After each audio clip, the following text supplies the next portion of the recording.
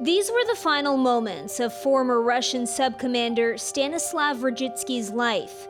That's according to Russia's investigative committee, who released this video showing him running his usual jogging route at his usual time before he was shot and killed this week in southern Russia.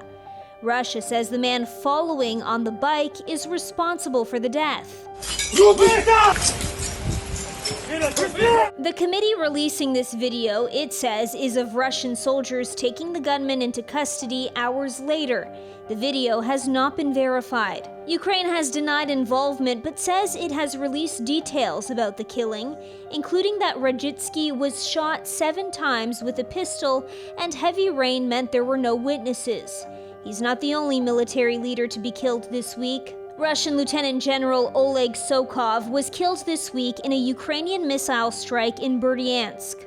He was a key figure in the defense of Russian-occupied areas of southern Ukraine. Meantime, a top Putin lieutenant has vanished. Sergei Surovikin hasn't been seen since he pleaded for an end to the short-lived Wagner rebellion. A Russian lawmaker claiming he is, quote, resting. And Russian General Ivan Popov says he was fired this week after telling military leaders the truth about the dire situation at the front. Putin's already lost the war. Putin has a real problem. How does he move from here? What does he do? At a post-NATO summit visit to Finland today, U.S. President Joe Biden says there is no chance of Russia winning the war in Ukraine. Finland is watching the invasion very closely as it shares a 1,300-kilometer border with Russia and became NATO's newest member in April. The American president promising to support Ukraine, Finland, and the alliance as it stares down the Russian threat. I absolutely guarantee it.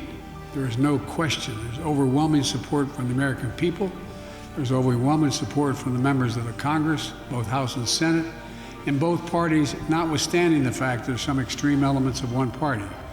We will stand together. The U.S. Defense Secretary telling CNN today Ukraine will definitely become a NATO member when the war is over. I have no doubt that that will happen. And we heard just about heard all of the countries in the room say as much, and I think that was reassuring to President Zelensky. То есть сделка изначально была обоснована. Russian President Vladimir Putin was stirring the pot today, saying Russia may back out of a deal allowing the export of Ukrainian grain through the Black Sea unless its demands are met. The deal, which helped alleviate a global food crisis after the invasion of Ukraine, is set to expire on Monday.